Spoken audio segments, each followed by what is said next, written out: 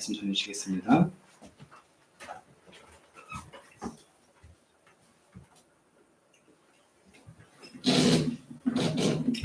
할렐루야.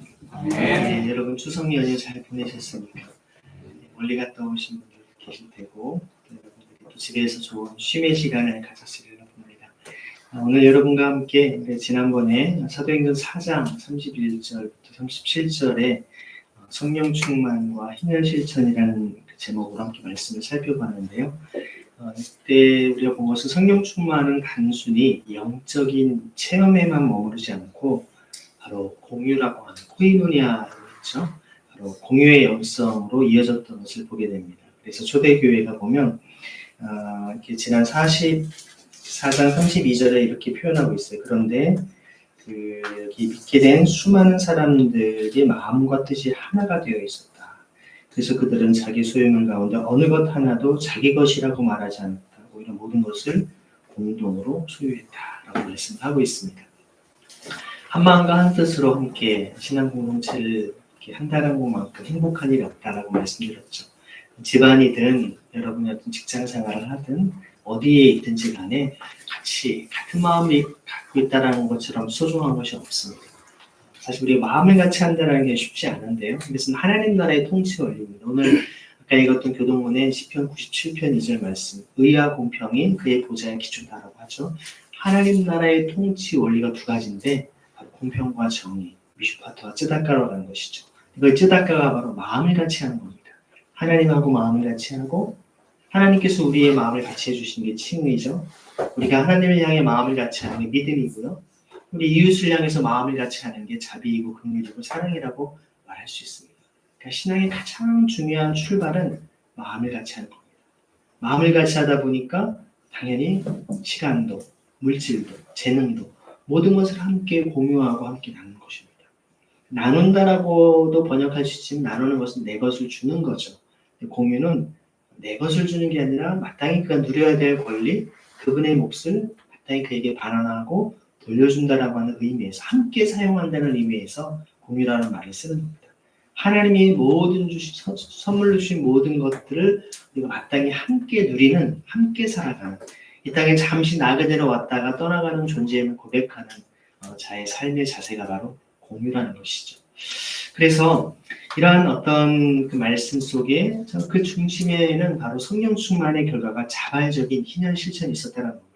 구약에서는 제도적으로 50년마다 혹은 안식년마다 그런 법들을 지켜야 됐던 노예를 풀어주고 부채를 탕감해주고 또 희년이 되면 자신에 대한 땅에 대한 권리를 되돌려줬던 그런 것이 법적으로 했다면 이제 성령께서 임하시니까 그러한 그 연도라든지 해 날짜 이런 걸 따지지 않고 매일의 삶에서 희년을 실천하는 삶을 살게 된 것입니다. 그런 절정에 등장한 인물이 지난주에 살펴봤던 바로 바나바라고 하는 인물이었습니다. 바나바는 여러분 아시는 것처럼 마가의 다락방이라고 하지 않습니까? 마가가 사도 바울과 같이 전도여행을 했었던 인물이었었죠. 근데 이제 이 마가의 어머니가 바로 바나바의 누이입니다. 그래서 마가의 다락방 안에 초대교회가 탄생하게 되는 아름다운 그 가문인데 그 바나바는 바로 레이지파라고 성경 표현되어 있고요. 그래서 그는 자신의 밭을 팔아서 사돌 발 앞에 두었음을 성경은 말씀하고 있는데 엄밀하게는 레이지파는 토지를 밭을 분배받지 않았기 때문에 이것은 자신이 했든 혹은 그 조상 때 누가 했든 마땅히 누리지 말아야 될 토지에 대한 권리를 공동체에 다시 반환했다라는 것을 보여준다고 말씀드렸습니다. 그런 의미에서 물론 성령으로 충만하여 하나님의 일을 잘 감당한 믿음의 사람이었겠지만 그는 회개에 합당한 열매로서 희년을 실천하는 삶을 사는 것을 초대교회는 우리에게 보여주는 것입니다. 그러한 것에도 아름다운 공동체의 반전, 그늘이 나타나는데요. 오늘 이야기입니다. 예전 성경에는 아나니아라고 표현되어 있는데 우리 새 번역에서는 새한글 성경에서는 하나냐라고 이제 번역을 했습니다. 하나냐와 삽비라 부부입니다.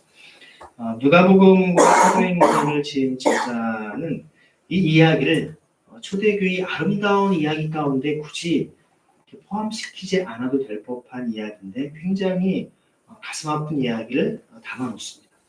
근데 그 내용을 가만히 보면 헌금을 하려고 집안에 땅을 팔아가지고 헌금을 했어요. 근데 그 헌금을 다 바치지 않았다고 또 그걸 이게 답니까 했는데 이게 답니다 거짓말했다고 그 자리에서 부부가 다 직사를 하게 되는 굉장히 두려운 이야기가 있습니다. 그것은 단순히 헌금을 속였기 때문이 아니라 성령의 코인노니아 질서를 파괴했기 때문이고요. 더 깊이 살펴보면 하나님 나라의 통치 원리인 공평과 정의에 입각한 희년의 질서를 무너뜨린 반희년적 행위였음을 우리는 보게 됩니다. 바로 성령 충만했던 초대교회 공동체의 그림자를 보게 됩니다. 사실 여러분 신앙 공동체 안에서 우리가 은혜를 받지 못하는 또 뭔가 성령의 역사가 임하지 못하는 이유가 있습니다. 근데 그것이 우리의 어떤 믿음이 부족함과 우리의 연약함일 수도 있지만 공동체 안에 그 성령의 역사를 가로막고 미움과 분노와 증오로 누군가를 용서하지 못하는 이런 마음이 오히려 공동체의 성령의 기름 부으심의 역사를 가로막을 수 있다는 겁니다. 마치 이 사건은 구약의 사건, 특별히 이제 자세히 좀 설명을 드리겠지만 이게 굉장히 오늘 말씀의 이 단어 가운데 2절에 보니까 이런 표현이 있습니다. 한번 구절 한번 다시 한번 찾아볼게요. 2절 말씀을 한번 읽어보겠습니다. 시작. 그런데 그가 그 판값의 얼마를 따로 떼어주었다. 그의 아내가 알고 있었다. 그리고는 그가 판값의 일부를 사도들의 발 옆에 가져다 두었다. 이 초대교회가 어떤 헌금을 모아서 그냥 개인적으로 구제를 한 것이 아니라 사도들 발 옆에라고 하는 것은 사실 공동체의 공식적인 채널을 통해 구제를 했다는 겁니다. 저에게 여러분과 같은 많은 청년들이 상담을 하거나 궁금해하는 질문 중에 하나는 뭐냐면 헌금에 대한 겁니다. 어떻게 얘기하냐면 목사님 제가 섬기는 교회에서 보니까 헌금을 뭐 그렇게 의미 있게 쓰기보다는 교회 건물이나 목회자들이나 이렇게 약간 좀 낭비되는 것 같은 것을 많이 쓰는 것 같은데 이렇게 제가 헌금을 하는 게 맞습니까? 차라리 제가 그냥 개인적으로 어려운 사람 돕는 게 더 낫지 않을까요? 라고 하는 질문들을 해요. 그러니까 저는 그런 질문과 고민하는 친구들이 결코 신앙생활이나 헌금생활을 안 하겠다는 것이 아니라 정말 제대로 하고 싶은데 이게 제대로 쓰이지 않는다면 이게 무슨 의미가 있겠는가? 그런 답답함 속에서 질문들을 하죠. 그럼 저는 여러 가지 상황들을 이야기하고 이러저런 어떤 이야기도 듣고 하지만 중요한 것을 한 가지 얘기합니다. 물론 형제가 혹은 자매가 직접 어려운 분들을 돕고 섬기는 일을 하는 건 정말 아름다운 일이겠지만 그럼 사실 주님의 이름이 높아지기보다는 자신의 이름이 지금 이 이야기하는 형제나 자매의 어떤 이름과 또 뿌듯함이 더 커지지 않겠는가. 중요한 것은 교회를 통해서 한다라고 하는 것이 중요한 것은 나름대로 물론 우리가 마음에 기대한 만큼 흡족히 모든 것이 다 온전히 잘 드려지지 못하는 경우가 있을 수는 있겠지만 가능하다면 공동체를 신뢰함으로 교회를 통해 그리스도의 이름이 높임을 받을 수 있도록 하면 참 좋겠다라고 저는 요청을 하곤 합니다. 물론 여기에 여러분의 여러 가지 반박이나 반발을 할 수 있다고 봅니다. 교회마다 또 상황마다 차이는 있겠지만 정 그렇다면 목적 헌금을 통해서 이러한 목적으로 헌금이 가기를 원합니다 하면 교회가 큰 문제가 없다면 그렇게 선교지라든지 어려운 분들을 위해 쓰는데 더 적극적으로 활용할 수 있을 거라고. 아무튼 우리 어떤 이러한 그 헌금에 대해서 오늘 이 사건을 가만히 살펴보면요. 이 단어 중에 보면 그 판값의 얼마를 따로 떼어두었다라고 표현되어 있어요. 따로 떼어두었다라고 하는 이 단어가 에노 스피조마이라고 하는 단어를 썼는데요. 몰래 떼어뒀다, 착복하다 이 단어거든요. 근데 이게 구약의 여호수아 7장 1절에 보면 이스라엘 백성들이 실제로 여리고성과 또 아이성과 실제 이렇게 진군을 해가는 그 이야기 가운데 바로 아간이라는 사람의 이야기가 나옵니다.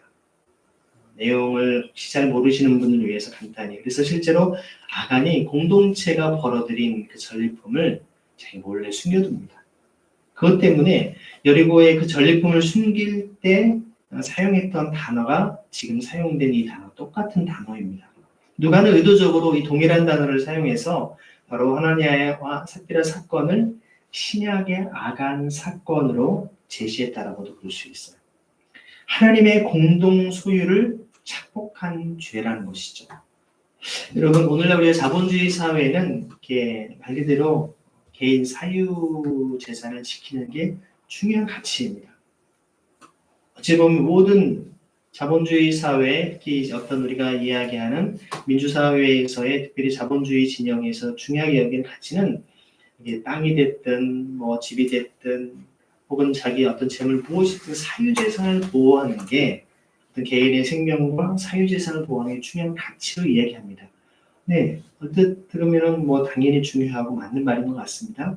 하지만 여러분 성경을 가만히 살펴보면 성경은 사유재산을 지키는 것보다 공동체 모두가 누려야 될 공유에 대한 것들을 깨트리고 어기는 것에 대해서 엄격한 심판을 하고 있다는 것을 보여줍니다. 그 대표적인 사건이 바로 아간의 사건이었던 것입니다. 공동체가 모두 누려야 될 것을 몰래 자기 것으로 단순히 훔쳤다, 뭐 착복했다는 것만이 아니라 핵심은 공동체 모두의 몫을 자신의 몫으로 사유화시킨 그 죄가 하나님의 심판으로 죽음에 처할 수밖에 없음을 보여주고 있다는 것입니다. 오늘 4절 말씀에 보면 3절과 4절, 특히 3절 한번 읽어보겠습니다. 그러자 시작. 그러자 베드로가 말했다. 하나님 무엇 때문에 사탄이 당신의 마음을 가득 채우도록 해서 성령님을 속이고 땅값의 얼마를 따라 떼어놓았어. 초대교회의 공동체 핵심은 성령의 충만함으로 성령께서 역사하시는 공동체가 된 것입니다. 다들 성령님의 하나 되게 하심을 힘써 지켜가면서 서로의 마음과 필요, 어려움을 돕고 있는데 그 가운데 사탄이 그 마음을 가득 채웠습니다. 사탄이 채웠던 마음은 무엇일까요? 바로 재물에 대한, 물질에 대한 탐욕이었죠. 여러분, 초대교회 이후로 수많은 믿음의 사람들의 신앙훈련 핵심은 물질에 대한 탐욕을 내려놓는 것이었습니다. 그래서 여러분, 초대교회 신앙공동체의 신앙의 출발은, 잘 들으십시오. 신앙의 출발점은 자신의 모든 소유와 재물을 가난한 사람들 다 나누어 주고, 그리고 아무런 소유 없이 무소유, 빈손으로 자발적 청빈으로 신앙훈련들을 시작을 했습니다. 이게 초대교회에서부터 여러분 아는 모든 초대교회 위대한 신앙의 교부들, 지도자들 다 그랬습니다. 베드로 비롯한 모든 하나님의 사람들이 그렇게 삶을 살아갔던 것이죠. 일부 신학자나 목회자분들 그렇게 얘기합니다. 목사님, 그거는 일부 소수의 사람들이죠. 자본주의 사회에서 자기 소유도 없이 어떻게 살라는 말씀입니까? 굉장히 이렇게 공산주의적인 자유주의 발상의 이야기는 위험한 얘기입니다. 이렇게 얘기를 하죠. 그 특수한, 초대교회만 있었던 특수한 상황입니다. 일반화하지 마십시오. 특수한 상황입니다. 이렇게 얘기를 합니다. 네, 그렇게 하면 우리가 굉장히 더 위로가 되고 마음에 그렇구나. 성경은 뭐 모든 걸 그대로 다 하려고 하는 이거 문제일 수 있구나 하면서 자기의 인간의 사유화와 탐욕을 당연시 여기는 경향들이 있습니다. 하지만 여러분, 우리가 물질 때문에 얼마나 하나님 앞에 죄악된 삶을 살아가는지, 탐심이 일만하게 뿔이라고 주님 말씀하십니다. 물질에 대한 탐욕, 이 물질을 내가 가지고 싶은 거 갖고 싶어가지고 다른 사람을 죽이기도 하고요. 마음껏 사람들을 정말 소위 말하는 사회에서의 갑질을 비롯한 불의와 불법을 자행하게 된다는 것. 물질에 대한 소유. 여러분, 신앙의 출발은 초대교회는 물질의 탐욕을 내려놓고 그것을 끊어내는 것부터 시작했습니다. 다른 사람을 지배하려고는 지배력을 끊으려고 노력을 했습니다. 성적인 부분, 모든 인간의 기본적인 욕구를 부정한 것은 아니지만 이 욕구가 욕망으로 지나쳐버리는, 탐욕으로 지나치는 그런 넘어가는 죄악들을 끊어내고자 철저히 그들이 정말 자신을 쳐서 그리스도께 날마다 십자가를 못 박고 나아가는 삶을 살았다는 것입니다. 근데 오늘날의 많은 크리스찬들은 그런 신앙의 모습은 결론처럼 되어버렸어요. 아니, 인생의 마지막 죽기 직전에 내 소유를 가난한 사람 나눠주고 죽을 때 돼서야 뭔가 이제는 굉장한 훌륭한 삶을 사셨군요라고 고백하게 만드는, 초대교회의 신앙의 출발점이 오늘날에는 신앙의 종착점에서야 비로소 하는 그런 행위로 되고 있는 문제를 보게 됩니다. 이러한 탐욕 때문에 성령님을 속이고 땅값의 얼마를 따로 떼었냐라고 하는 것을 참 놀랍죠. 베드로가 뭔가를 다 할 수 없을 텐데도 불구하고 성령께서 깨우쳐 주심을 통해 바로 그 사람의 문제, 죄를 지적을 합니다. 그러니까 4절에 뭐라고 얘기를 합니까? 함께 읽겠습니다. 땅이 팔리기 전에도 당신의 것으로 남아있었고 팔린 뒤에도 당신의 손안에 있지 않았어. 당신이 이런 짓을 마음에 품다니 왜 그랬어? 당신이 거짓말한 것은 사람들에게 아니라 하나님에게요. 자, 여기 우리가 여기에서 많은 여러 가지 가정들을 해볼 수 있습니다. 정확한 전문명을 우리는 알 수 없겠지만, 그럼 이 사람이 원래 자기가 가진 땅 전체를 다 팔아서 공동체에 내놓겠다고 약속을 한 것인지, 아니면 그런 약속을 하지 않았어도 정말 나름대로 이들이 그냥 부부가 얼마를 팝시다 해서 팔았는데, 이거 아까우니까 좀 얼마를 남겨둡시다 한 건지, 이 전후문맥을 정확히 알 수는 없지만 분명한 것은 이들이 정말 공동체뿐만 아니라 하나님 앞에서 무언가를 속이고 거짓말하고 있다는 거예요. 다 바치지 않았으면 다 바친 것처럼 이야기하는. 이게 조심스러운 것은요. 자기가 땅판 값을 다 내놓지 않았다고 해서 그것이 하나님의 심판의 결과가 된다면 누가 여러분 하나님께 헌금을 하겠습니까? 무서워서. 그렇잖아요. 그렇다면 이 본문의 말씀이 도대체 무엇을 얘기하는가? 이 핵심은 소유의 자유, 소유권 자체를 부정한 것은 아닙니다. 땅 팔리기 전에 네 거 아니었냐. 근데 팔고 나서는 네 건데, 근데 그거를 그렇게 자유롭게 하지 못하고 어떻게 된 거냐? 이게 중요한 것은요. 소유권의 중요한, 물질에 대한 소유권의 자유하면요. 여기에 대해서 내가 마음껏 다른 사람을 위해 필요한 것을 위해 사용도 하고 또 내가 섬기기도 하고 할 때 진정한 소유권의 주인으로서의 역할을 감당할 수 있는 것입니다. 근데 사람들이 자기 소유가 있음에도 불구하고 돈이 됐든 땅이 됐든 이것을 제대로 남에게 내놓지 못하고 움켜쥐고 있고 바들바들 떠는 이유는 무엇일까요? 아까워서라고도 말할 수 있겠지만 그 근본에는 소유물의 내가 주인이 아니라 소유물의 종이 되어 있다는 것을 반증하는 것입니다. 초대 교부들은 그 지점을 명확히 설명하고 있습니다. 어려운 사람과 가난한 사람의 피로 아픔을 보았음에도 불구하고 그 사람의 아픔과 피로보다도 내가 재산을 쌓아두고 더 재물을 통해서 내가 안정적인 삶을 살아가려고 하는 그 마음 자체가 이미 그 재물의 노예가 되어 있다고 얘기를 하는 것입니다. 재물은 쌓아두는 것이 아니라 사용하는 것입니다. 우리나라 말로도 돈이라고 하는 말, 돈다, 돌고 도는 거 아니겠습니까? 돌아야 됩니다. 화폐는 돈은 돌아야 되는 것이죠. 근데 요즘에는 돌지 않고 다 쌓아둡니다. 주식에, 부동산에, 통장에 다 쌓아두고서 그 숫자가 몇 개, 공이 몇 개 붙어 있냐에 따라 나의 인생의 만족과 행복의 조건으로 여깁니다. 하지만 한순간에 다 날아갈 수도 있죠. 생길 수도 있고 날아갈 수도 있습니다. 중요한 것은 주님은 그래서 이러한 세상 곳간에 쌓지 말고 천국의 곳간에 쌓으라고 합니다. 천국 곳간에 쌓는 게 뭘까요? 교회 헌금을 많이 하라는 얘기인가요? 아니죠. 가난한 사람, 어려운 사람들의 필요를 돕고 섬기는 것이야말로 정말 하나님께서 갚으신 하나님을 빚쟁이로 만드는 하나님을 채무자로 만드는 것이라고 초대교회는 얘기합니다. 여러분 인간이 어떻게 감히 하나님을 채무자로 하나님을 빚쟁이로 만들 수 있습니까?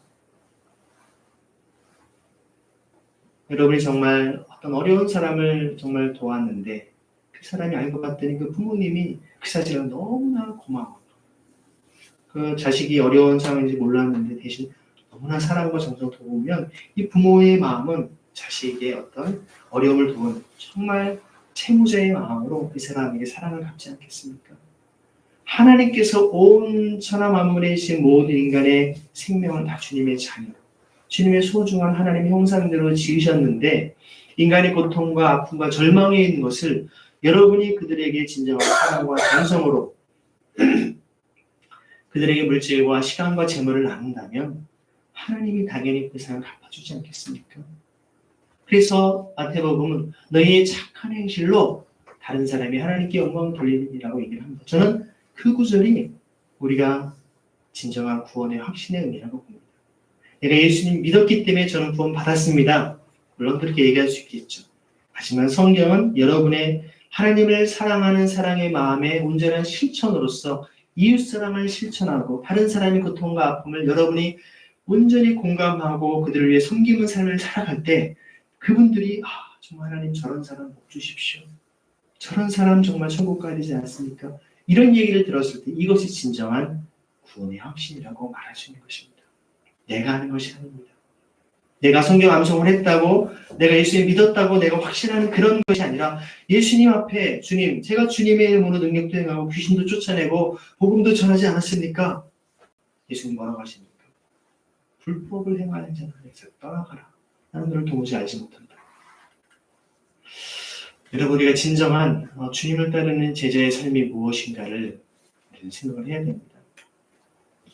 여기에서 보면요, 이 성령의 공동체에서는 더 이상 이 재물과 소유가 사적 축적의 대상으로 삼을 수 없다라고 하는 것을 보여줍니다. 이 구절은 단순히 내가 팔기 전에도 내 것이었는데 왜 거짓말을 했느냐가 아닙니다. 그 땅은 이미 하나님의 땅이고 곧 희년의 질서에 속한 땅이었기 때문에 소유자 개인이 절대적인 주권을 행사할 수 없었던 것임을 볼 수 있습니다. 이 전후 문맥을 놓고 봤을 때 여러분 성경은 4장, 5장 나눈 것이 9세기에 나온다고 했습니다. 장절이 없었습니다. 초대교회 성경에는. 이 바로 앞에 우리가 바나바의 이야기를 통해서 땅 판값을 내놨다 했는데 바나바가 레이지파로 돼 있어요. 그는 사실 희년이 되면 마땅히 원주인에게 돌려줬어야 될 땅을 제가 사유하고 있었던 것을 공동체에 담아냈다고 했습니다. 좋은 사례를 보여줬다면, 회개에 합당한 열매를 맺은 바나바를 보여줬다면 오늘 이 본문 정반대로 회개에 합당한 열매를 제대로 지키지 않은 이 하나냐와 삽비라가 레이지파인지 아닌지 어떤 내용인지 모르겠습니다. 아니면 적어도 그들이 누리지 말아야 될 토지에 대한 초과분에 대한 것을 희년이 되면 마땅히 공동체에 반환했어야 될 땅에 대해서 희년 정신을, 자발적인 희년 실천을 위해서 반납했어야 되는 부분들을 그들이 지키지 않았음을 문맥을 통해 볼 수 있는 것입니다. 하나냐가 숨긴 것은 단순히 돈이 아니라 하나님께서 공동체를 통해 함께 누려야 될 소유를 자기 것으로 붙잡고자 했던 탐욕의 행위였음을 알게 됩니다.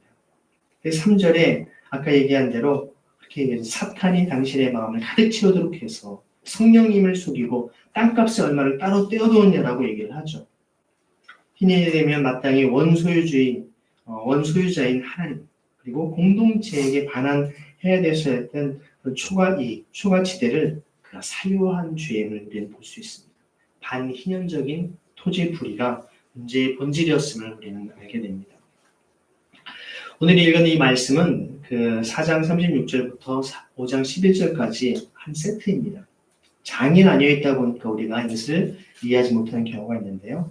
바나바가 먼저 등장해서 희년을 자발적으로 실천한 모범사를 보였고 그 뒤에 하나냐와 삽비라가 등장해서 희년을 거부한 반면교사로 대조가 됩니다.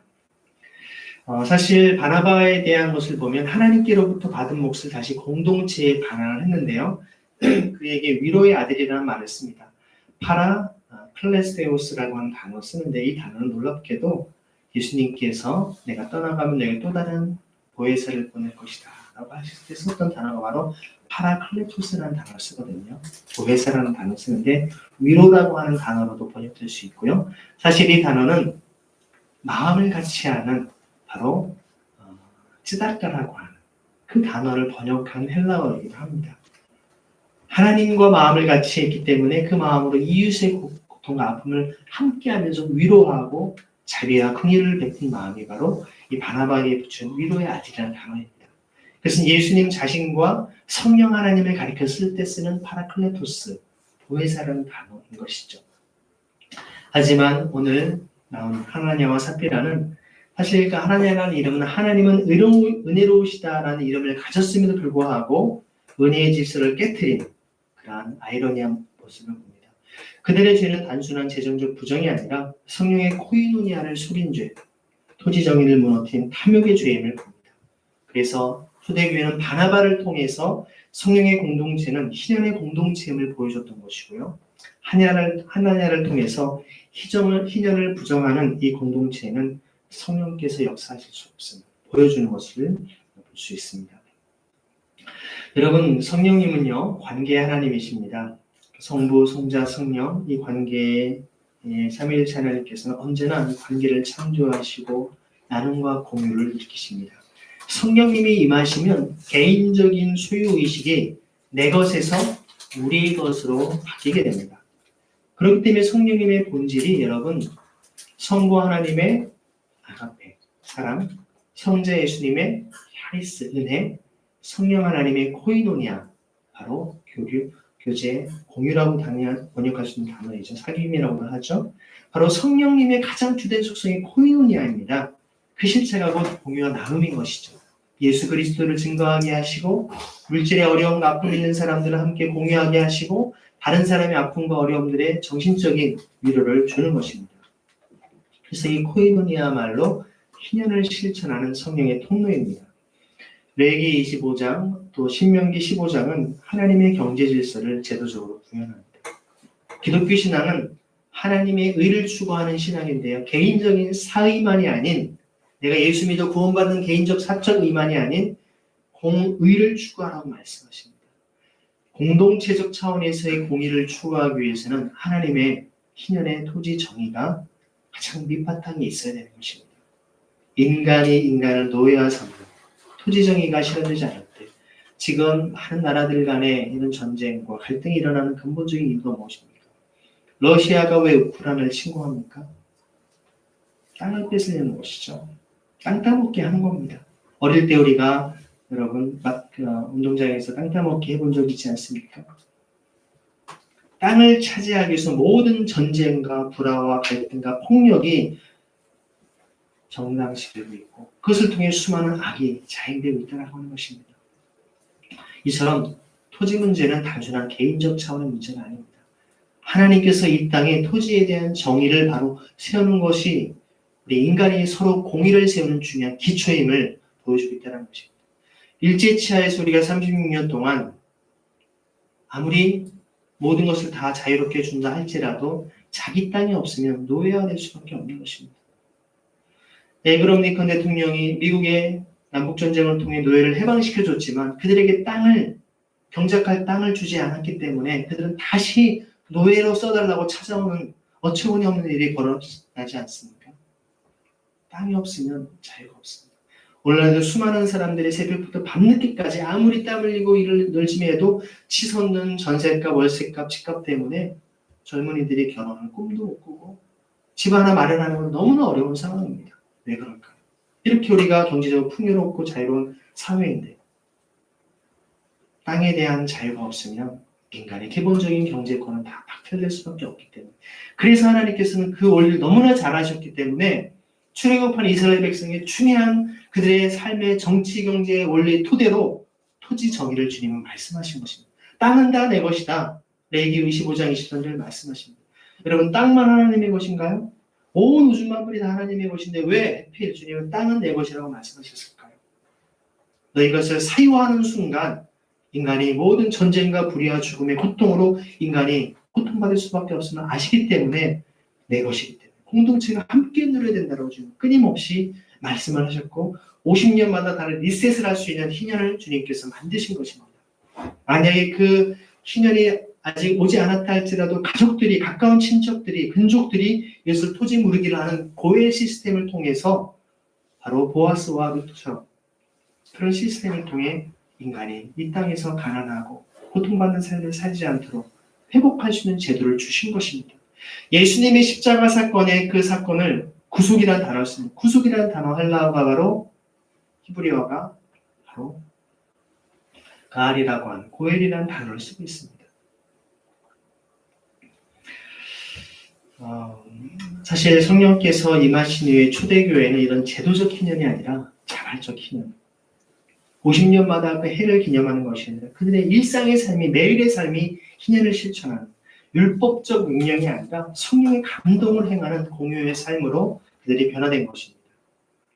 칼빈은 기독교 강요에서 이렇게 얘기합니다. 성령은 단지 지식을 깨닫게 하는 분이 아니라 마음을 녹여 형제의 사랑으로 이끄시는 분이다.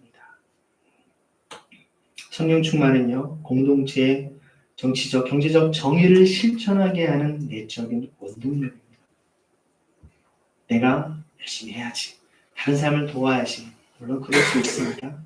인간의 선한 마음, 착한 마음도 어느 정도는 작동할 수 있겠지만 근본적으로 인간의 소유에 대한 탐심과 탐욕은 성령께서 기름 부으시지 않으면 감당할 수 없다는 것입니다. 그래서 여러분, 희년은 토지 정의의 신학적 기초입니다. 땅은 내 것이라고 하는 이 말씀은 단순한 토지 규정이 아니라 하나님의 온 오중 문물의 창조주적인 그런 주권 선언인 것입니다. 인간은 소유자가 아니라 우리는 청지기에 불과합니다라는 것입니다. 여러분, 따라서 성령께서 충만한 교회는 토지를 사유하는 욕망을 거부하고 공유와 돌봄의 질서로 전환하는 교회로 살아가야 되는 것입니다. 그래서 하나냐의 죄는 성령을 속인 거짓보다 더 깊은 지점에 있다는 것입니다. 사람에게 아니라 하나님께 거짓말한 것이라고 분명히 이해하고 있지 않습니까? 그들은 단순히 사람을 속인 것이 아니라 성령께서 창조하신 코이노니아 공동체를 부정함으로 성령 자체를 속인 것입니다. 그것은 하나님의 땅을 사유하고 이웃의 몫을 빼앗는 죄, 곧 토지 불의의 죄였다는 것입니다. 초대 교부들은 놀랍게도 소수가 대토지를 사유하고 있는 것에 대해서 뭐라고 지적하냐면 날마다 매일같이 끊임없는 강도짓을 하는 것이라고 얘기를 하고 있습니다. 그보다 더 악한 죄라고 얘기합니다. 여러분, 자본주의 사회에서 부자가 토지를 많이 가지고 있는 게 뭐가 죄입니까? 성경 그것이 매일같이 끊임없이 강도짓을 하는 것보다 더 악한 살인죄라고 얘기를 하고 있습니다. 오늘날 우리가 이야기한 자본주의 사회 쉽게 이해가 되지 않는 부분일 수 있겠죠.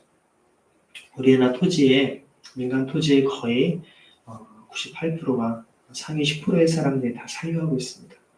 상위 1%의 사람들이 우리나라 토지의 60% 이상을 사유하고 있습니다. 토지에서 매년 발생하는 지대가 한 500조 가까운데 엄청난 돈들이 소수에게 집중되고 있는 것이죠. 오늘 우리는 단지 헌금을 속이지 말고 제대로 냅시다, 이런 윤리적 교훈을 얘기하기 위한 자리가 아닙니다. 성령의 시대에 교회가 희년의 정신으로 살아가야 되는 것을 선언하는 말씀입니다. 성령께서는 개인의 내면만이 아니라 사회의 구조까지 변화시키십니다. 우리는 땅과 재물을 내 것으로 주장하며 살아갑니다. 합법입니다. 합헌입니다. 하지만 성령께서는 땅은 여호와의 것이다, 땅은 하나님의 것이다라고 우리 깨닫게 하십니다. 하나냐의 실패는 바로 이 인식의 부재에서 시작된다는 것입니다. 여러분들이 이 인식에 전환을 하지 않으면 죄송하지만 하나냐가 당한 심판과 여러분이 당한 심판이 다르지 않다는 것입니다. 이거 내 땅인데. 초대교회는 강제로 재산을 몰수하지 않았어요. 내 거 안 내? 공동체 거에 안 내? 빨리 내? 이렇게 요구하지 않았습니다. 바나바처럼 성령의 감동으로 전했습니다. 오늘 우리도 희년의 원리를 회복해야 됩니다. 부채 탕감, 토지 공공성, 주거정의, 이웃돌봄, 이런 모든 것들이 현대의 희년 실천이죠. 교회가 부흥하려면 성령의 코이노니아가 회복되어야 될 줄 믿습니다. 큰 능력, 큰 은혜, 큰 나눔으로 완성되는 것을 우리는 봅니다. 성령께서 우리를 소유의 청지기로서 우리를 이웃의 고엘로 부르신다는 것입니다. 주님께서 우리의 구속자가 되신 것처럼 우리도 이웃을 향하여서 고엘을 실천하는 보아스와 같은, 그들의 토지에 대한 권리를 잃어버리고 인간다운 삶의 권리를 잃어버린 것을 되찾아주고 회복시켜주는 삶을 살 것을 요구하고 있다는 것입니다. 오늘 우리는 바나바와 하나냐 사이에 서 있습니다. 여러분, 어떤 길을 선택하겠습니까? 하나는 성령의 길이며 희년의 길입니다. 다른 하나는 탐욕과 반희년의 길입니다. 성령께서는 탐욕의 땅에 머물지 않습니다. 성령님은 하나님의 땅을 하나님의 방식으로 나누는 공동체, 희년을 자발적으로 실천하는 이 코이노니아의 교회 가운데 거하시는 분이십니다. 우리 예배가 성령님의 임재로 흔들리고 그 흔들림이 단순히 우리 내면만이 아니라 세상의 구조를 뒤흔들며 하나님의 공평과 정의를 회복하는 토지의 희년 공동체, 그것이 바로 성령 하나님이 꿈꾸시는 그런 교회가 아니겠습니까? 저는 그런 하나님이 원하시는, 하나님이 기뻐하시는 토지 정의를 실천하는 희년 공동체가 우리 주빌리 교회가 되는 줄 소원합니다. 옆에 분에게 그러한 교회가 됩시다 인사하시겠습니다. 그러한 교회가 됩시다. 기도는 노동이요 노동은 기도다라고 하는 수도원에 적힌 말들이 있습니다. 오라치오 엣 라보라, 라보라 엣 오라치오, 라틴어로 얘기를 하는데요. 우리나라의 그 성공의 사제이셨던 대천덕 신부님 루벤 아처 토웨이라고 하는 분이십니다. 3세신데요. 1918년에 태어나셔서 2002년도에 소천하신 분이십니다. 1957년에서 64년도에 지금 성공회대학교의 전신인 성 미가엘 신학원의 원장을 지내셨습니다. 아마 여러분 성공회대학 홈페이지에 들어가시면 제일 첫 번째 나오는 분이기도 합니다. 그분이 1965년 강원도 태백에 예수원을 세우셨고요. 기도는 노동이요, 노동은 기도라고 하니 통전적 영성으로 신앙공동체를 만드셨습니다. 그래서 태백에서 수동공동체인 예수원을 세워서 성령과 토지정의, 오늘의 딱 설교 말씀 제목입니다. 이 균형을 강조하면서 희년 실천의 본을 몸소 보이신 분입니다. 오순절 성령 전통과 그 할아버지가 위대한 무디 부흥사와 함께 성령 운동하신 그 토레이 목사님이셨습니다. 아버지는 중국 선교사셨고요. 본인도 중국에서 태어나신 분이셨습니다. 그리고 미국에서 하버드와 프린스턴에서 공부하신 대단한 학자이신 분이셨습니다. 오순절 성령 전통과 또 노동과 희년 사상이라고 하는 토지 제도를 결합한 그분은 할아버지의 성령 운동에 중요하게 빠져 있었던 것이 공의, 하나님의 정의, 바로 희년 사상에 빠져 있었다라고 그는 늘 말씀하셨던 분입니다. 그래서 대천덕 신부님의 메시지는 단순했습니다. 성령님의 임재가 개인의 내면만 살리는 것이 아니라 토지와 경제와 공동체 질서까지 새롭게 한다는 것이죠. 그분은 성경의 희년 사상을 현대사에 적용하면서 바로 토지는 하나님의 것이라고 하는 그 신앙 고백을 공적 질서로 번역했습니다.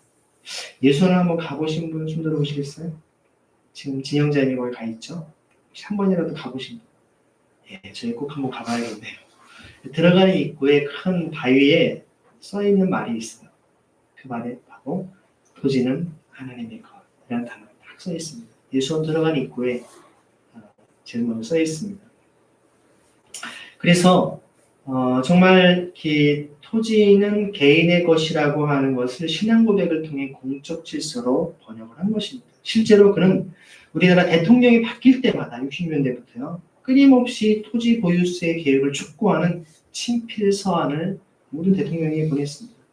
희년 사상과 헬리조지의 토지 가치 공유, 토지 지대 환수의 사상을 접점으로 30년 넘게 끊임없이 그래서 외쳤던 분이셨습니다. 지붕 위에 올라가서 외치라고. 그분이 소천하시기 전에 마지막 병실에서 같은 예수원에 계셨던 권요셉 형제님께서 찾아가서 신부님 마지막에 한국교회에 남기신 말씀이 있습니까? 지붕에 가서 외치라고. 주빌리를, 희년을 지붕에서 외치라는 겁니다.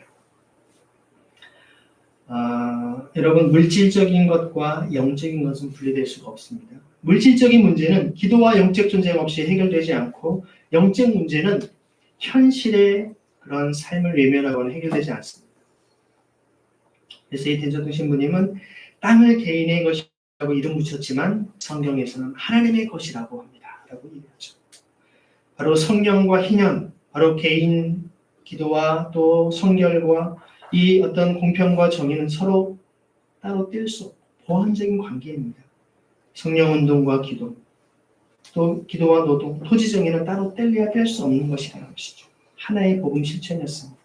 이것이 바로 예수원에서의 삶의 실천의 원리였던 것입니다. 그래서 하루에 3번씩 기도의 삶을 역대, 노동을 영성 훈련으로 핵심으로 봤던 것이죠. 그래서 기도와 노동의 균형, 희년 사상에 근거한 토지 정의의 교육을 유산으로 한국교회에 물려주었던 것입니다. 많은 분들이 대천덕 신부님에 대해 그분 참 훌륭한 분이시죠 라고 얘기를 하지만 아주 보수교회 목회자를 좋아합니다. 하지만 그분이 그토록 평생 있었던 희년 사상에 대해서 토지 정의에 대해서는 얘기하지 않고 외면하는 경험을 참 많이 보게 됩니다. 또 한 분을 여러분에게 소개하기 원합니다. 1921년에 태어나셔서 2001년도에 소천하신 비슷하게 삶을 사셨던 분이신데요. 최춘선 할아버지라고 알려져 있죠. 혹시 들어보신 분 있나요? 최춘선 목사님이십니다. 이분은요. 수십 년간 맨발로 도시와 지하철을 다니면서 복음을 전하신 거리의 설교자였습니다. 2001년 9월달에 지하철 1호선 수원행 열차 좌석에 조용히 소천하셨습니다.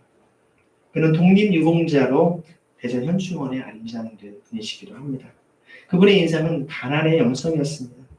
그는 사실 한때 일본 동경에서 유학을 하셨고 우지무라 간조의 제자, 무교주의 김교신 선생님과 같은 그러한 훌륭한 석학이었습니다. 그분이 영어, 일본어, 중국어 다 하셨습니다.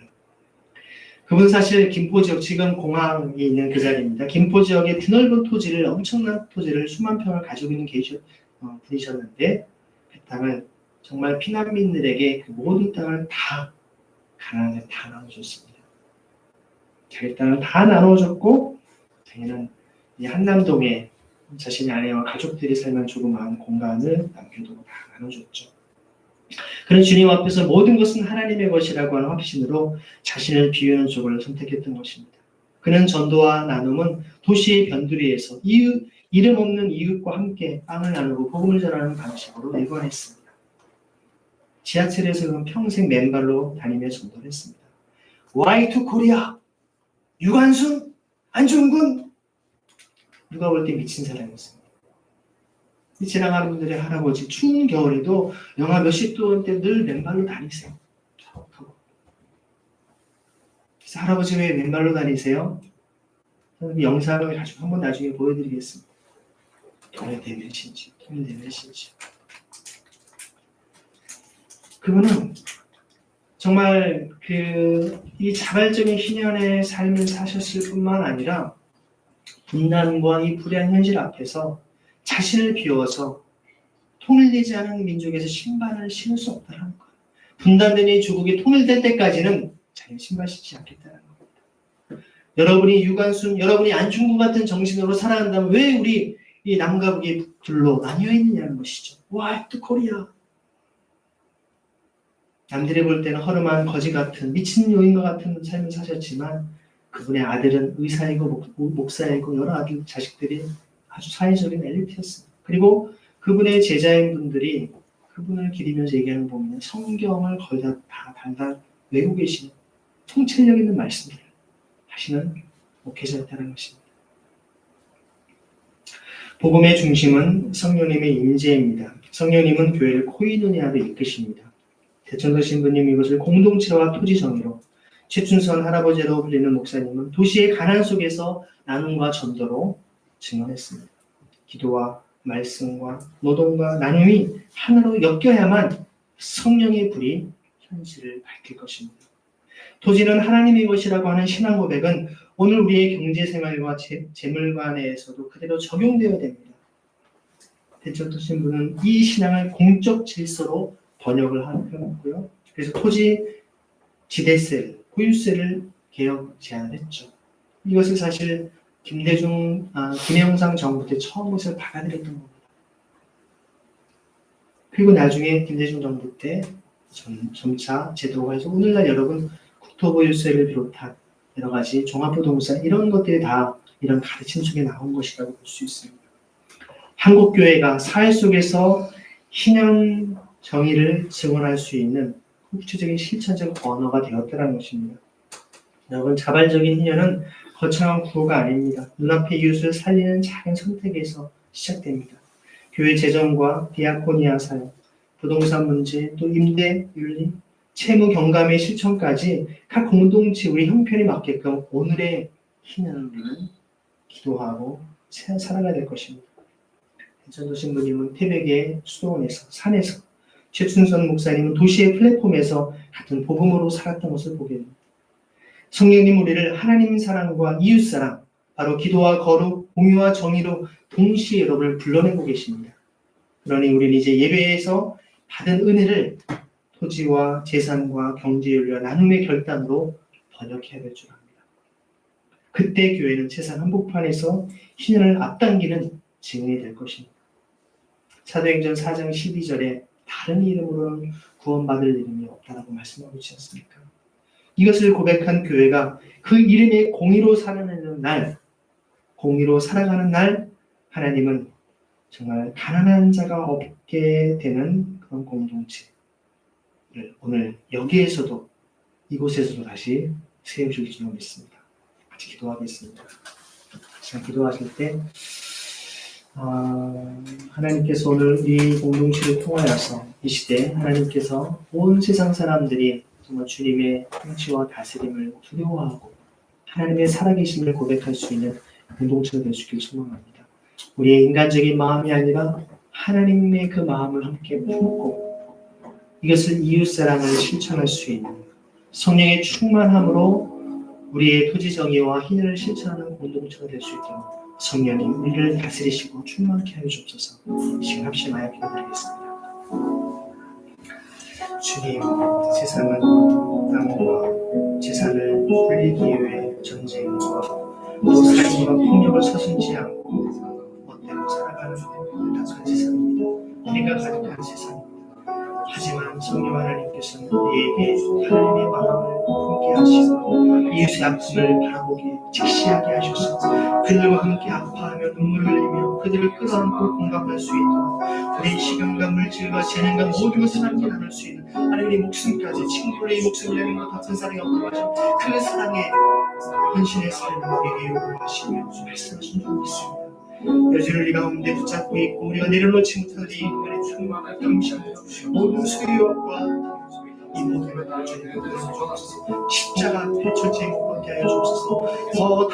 더 주시옵소서 고백하는 신앙이 아니라 주님의 것을 내어놓고 자신을 비우며 주님 앞에 섬길 수 있는 삶을 살아가도록 우리 심령을 새롭게 하여 주옵소서. 주님, 교회가 더 사치스럽고 땅과 재물과 재산들을 불리는 이런 세상을 살아가고 있습니다. 주님 어찌하겠습니까? 성령 하나님 우리 어찌하겠습니까? 우리 주변의 교회가 다시금 하나님 기뻐하시는 희년을 실천할 수 있도록 성령의 충만을 부어주옵소서. 하나님의 마음으로 살아갈 수 있는 공동체를 하여 주옵소서. 이웃의 아픔을 함께 공감하고 함께 그들을 섬길 수 있는 주시옵소서. 거룩한 울림으로 살아가는 우리 되게 하여 주옵소서. 주님 붙잡아주옵소서. 주시옵소서. 주님 말씀을 볼 때마다 얼마나 우리의 삶과 동떨어진 것인지 어느 사람들은 신학자들과 목회자들마저도 초대교회에만 국한된 일이지 우리가 흉내낼 수 없는 것이라고 그런 거 하는 게 이단이라고 얘기하면서 성경의 신앙의 말씀들을 왜곡하고 있습니다. 주님 그토록 우리가 성령의 충만함 없이는 성령의 인도하심 없이는 주님이 원하시는 희년 공동체를 이룰 수 없음을 우리는 고백합니다. 우리 인간의 탐심과 탐욕과 죄악들 주님 끊어주시고 부셔주시고 다 녹여주시사 하나님의 사랑의 마음으로 은혜의 사랑의 마음으로 자발적 희년 공동체가 되도록 우리에게 은혜를 베풀어 주옵소서. 그래야 할 때 우리의 삶을 통해 많은 이웃들이 저 공동체를 보니 저분들을 보니 하나님의 살아계시고 하나님의 영광 받으실 만한 분이시라 고백할 수 있는 아름다운 공동체가 되게 하여 주옵소서. 그것이 우리의 자랑이 되지 않게 하시고 오직 주님의 영광만이 주님의 이름만이 높임을 받고 주님의 영광만을 드러낼 수 있도록 우리 인생을 사용하여 주옵소서. 오직 유익한 종이라고 주의 말씀 앞에 순종했나라고 우리가 고백하는 우리 모두 되게 하여 주옵소서. 살아계신 예수 그리스도의 이름으로 감사하며 기도드립니다. 아멘.